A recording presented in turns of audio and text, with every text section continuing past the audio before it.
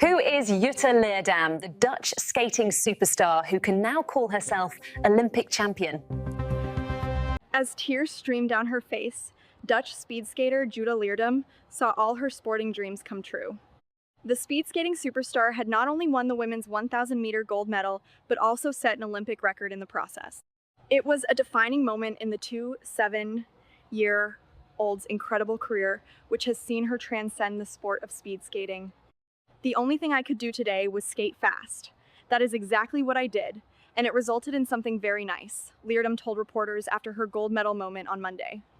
Above anything else, Leerdam is an elite speed skater who is part of a Dutch team that has dominated the sport of late. She had already won a silver medal in the women's 1,000 m speed skate at the Beijing Games in 2022, in addition to 12 World Championship medals, including 6 golds. Leerdam stands on the podium after winning her gold medal, but she's become a huge name away from the ice too. That's mainly because of her giant social media presence and, more recently, her engagement to YouTuber turned boxer Jake Paul. Leerdam has 5.5 million followers on Instagram and over 2 million on TikTok, where she regularly provides updates about her life and career. It's all led to her becoming a popular face on the speed skating circuit, with thousands of fans in Milan screaming whenever they spotted her around the track at the Milano speed skating arena on Monday. The noise amplified further when she stepped out to compete in the 1,000-meter final, knowing she had to break the Olympic record set by teammate Femke Kok in the run just before hers. I do not think I ever felt as much pressure as today. But, on the other hand, I thrive off pressure. I always perform better under pressure, she said. Leerdam, during her Olympic record run at the speed skating final, Femke's time was super fast. It gave some pressure, but I also had respect for her and her time. If that was going to be the fastest time and I couldn't skate faster, it would have been what it is. I did everything in my power to skate faster, and it worked. I am super proud.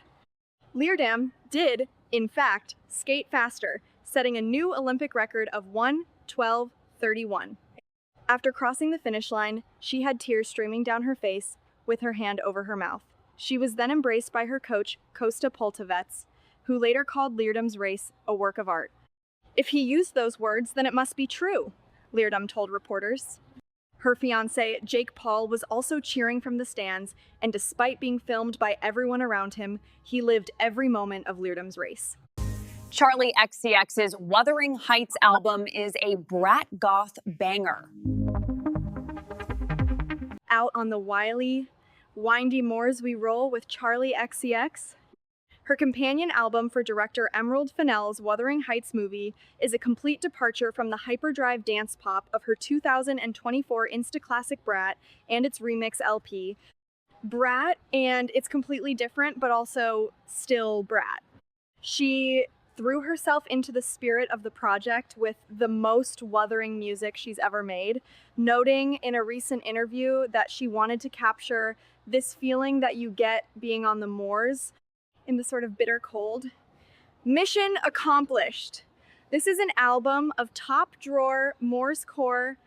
Wuthering Heights isn't a soundtrack or a score. It's a fully realized album with great songs that add a whole new musical texture to her always changing sensibility. She didn't really take the bait of Fennell's horny screenplay, and instead turned in a love letter to the whole gothic romantic canon, from the Bronte sisters to the second side of Kate Bush's Hounds of Love to windswept 80s pop weepers to Nine Inch Nails.